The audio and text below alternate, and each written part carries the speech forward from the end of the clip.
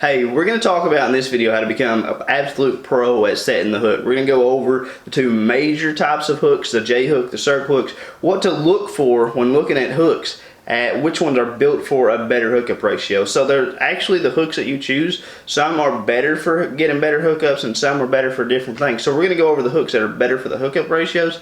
We're going to go over some simple things like your line choice, your rod choice that'll help you get a better hookup ratio.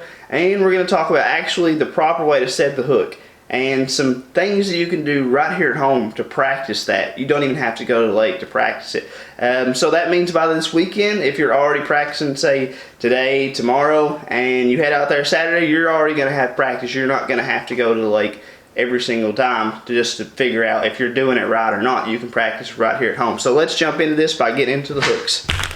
Okay, so we have a ton of hooks spread out here. Pretty much anything that can be changed on a hook today has about been changed already. They've changed almost everything that you can possibly change, from the eyes, the points of the hooks, the way the hooks are offset, not offset, all kinds of stuff on the hooks. But what in a hook makes for a good hookup ratio? So that's what we're going to go over now. Okay, so we're going to go over 4 things about hooks. So the first thing and the most important thing is an offset to a hook. So the offset gives you guys a second chance option. It is probably the best thing that they have done to help with hookup ratios. So here's a hook that doesn't really have an offset, right? And here is a hook that does have an offset. The hook point is pointed out away from the back of the shank, right? So what that does, and a circle hook is supposed to and designed to turn into the corner of the mouth and get hooked. That's what they're designed to do. But the one right here that doesn't have the offset, if it doesn't get turned all the way, it'll just, look how it slides around my finger. The hook point doesn't even try to catch on my finger. It doesn't have that offset. So if the hook doesn't get turned in time, this hook is just going to come right out of the fish's mouth. Whereas these ones with these really good offsets to them, look what happens if it doesn't get to turn. Boom, this thing is just stabbing me. Even if it barely comes across, look how it's caught on my finger right there. I mean, that offset gives you that second chance option, whereas when this hook doesn't get to turn and it's trying to rip out fast, it can still hook onto stuff. So that's going to give you that second chance. It's going to help you with hookup ratios. Now the next thing is about bait and how you hook bait and different things like that. But the size of the gap that you have in here really helps determine how big of bait you can use, how you're going to hook your baits and all that. So if you have a really smaller gapped one right here, then you have to kind of skin hook a lot of bait, and it's going to be hanging way down here. And oftentimes the fish will only have the bait and not the hook.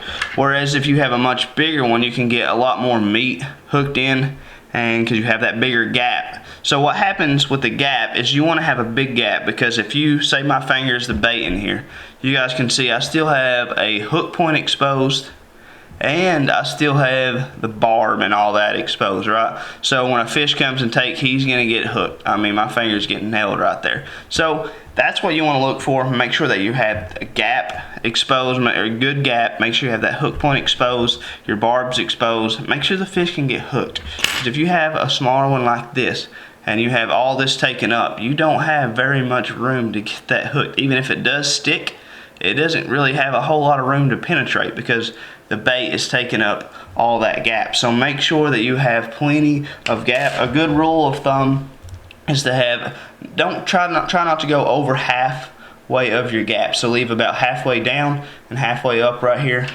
That way you can probably put a whole nother finger in there. So that's a good rule of thumb. Just take up only about half of your gap. That way you leave plenty of room for the fish to get hooked.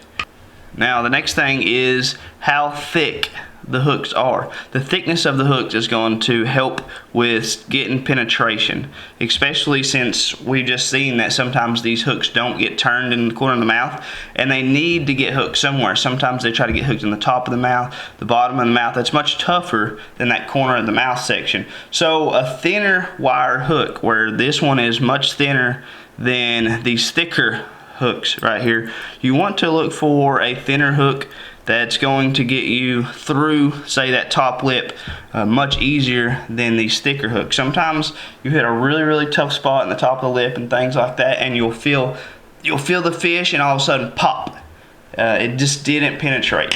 Whereas these thinner hooks will penetrate much better than those thicker hooks. So companies have actually noticed that, and they've started putting that on their pack. So here's a must-add. Let me see if I can get the focus in for you guys right there. Demon Circle 1X fine wire. That's 1 times finer. So they've realized that these finer wire hooks penetrate better. They're better for hookup ratios, and they've started specifically making hooks that are thinner. So make sure you look at the thickness of the hooks. So now the last thing as far as hooks go on the list is the hook point itself. Now this right here is last on the list because it's not really a make or break in most situations. Like a fraction of the time will this matter, but because it does matter, I'm going to talk about it for just a second. And that is the hook point. So if you get these really thick hook points, these hook points right here on the thicker hooks are going to last longer. They're not going to bend much, and they're not going to dull as fast. But because they're thicker, penetration has to be a little bit more. You have to really get it in it to get a good hook set, especially in the top lips and places like that. Again, in the side lip, it's not going to matter as much. But if you want one that's going to sink anywhere that you set the hook, you're going to want to get these sharper hook points. That means anywhere this thing touches, that hook point right there is going to go in.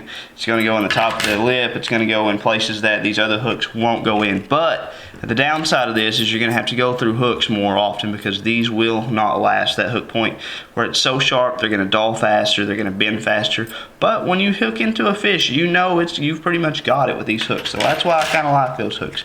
And you guys can see here on the packs how much further these will go through of how sharp, because of how sharp they are. So that's something to consider, is the hook point. A finer hook point, sharper hook point is going to penetrate much more, but it's not going to last as long. So just kind of weigh out your options there and see what's best for you. One thing about a rod that will help you with hookup ratios is kind of where it loads up at, the action of the rod. A medium or moderate action rod is going to be the best thing for helping you out with your hookup ratios. Why that is because now we look back at, say, these offset hooks. So now we know if we have an offset hook, we have that kind of that second chance option where if it doesn't turn completely into the corner of the mouth, it still can get hooked somewhere because of that offset. So if we have a really stiff rod that only bends at the tip, only loads up here, then if that hook isn't turning all the way in time and it's kind of just coming like this, we can actually rip it free before it gets to that little offset second chance option.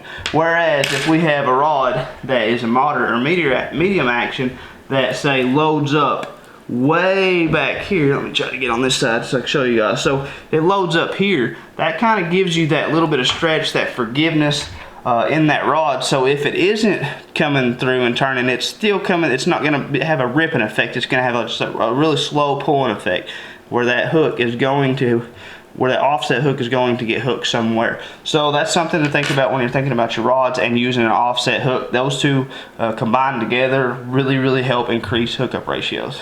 Okay, so the last thing that we're going to talk about before we actually get into how to properly set a hook and how to practice here at home is the line choice. So braid casts really far, much further than mono. It's much more sensitive, so it's got some things that are beneficial over mono, but the one thing that mono has over braid is it has that stretch. So what's important about stretch is it has that forgiveness effect, just like the rod that loads up further back. So again, if we have an offset hook, then we have braid where it has no stretch, no forgiveness. We're going to come through and rip it out and not really help out our offset hook.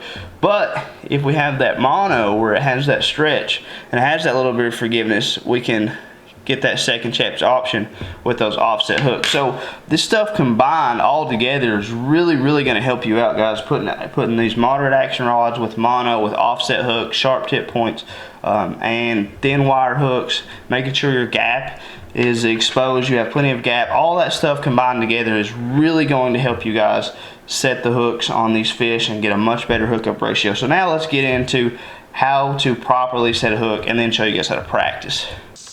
Okay, so we're going to talk about how to properly set the hook, but the first thing I want to say, I want to get this out of the way. This is the most common reason why people miss fish. People miss fish because of this reason more often than anything we've mentioned previous in this video, and that is that they reel up all the slack in the line and they feel a tight line. So right there I feel a really tight line, but I don't know if you guys can see or not. Even though I feel a tight line, my sinker still is bowed.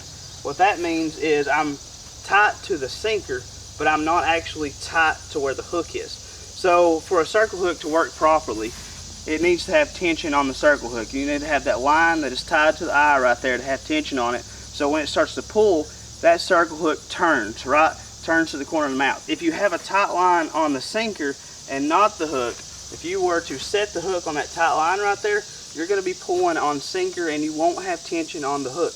What happens at that point is you can get lucky and hope that the hook is in a position to hook up somewhere, because if it isn't, then it's not going to turn and it's going to come straight out of the mouth.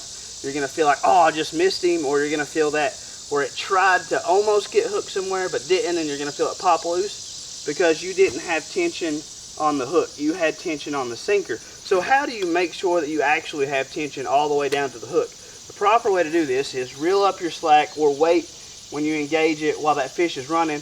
Wait for your rod tip to load up, because at that point do we have actually all of our tension is throughout, all the way down to the hook point at that time. So when we go to set the hook here, we have that tension on the line. When we go to pull, we're actually going to let that hook be turning towards the corner of the mouth. Hookup ratios in the corner of the mouth are going to be noticed a lot more often if you're waiting for that hook point, or waiting for the rod tip to load up. So make sure that when you're reeling up, you're waiting for that rod tip to load up, and then boom, set the hook at that point. If you set the hook on just a tight line without that rod tip being loaded up, you're setting the hook based on what the sinker's doing and not what the hook is doing. So this is what you got to do to practice at home, guys. You might look crazy in front of your neighbors or whatever. They might think you've gone insane, lost your mind, about ready to call somebody on you, but that's okay, because you're going to be catching a lot more fish now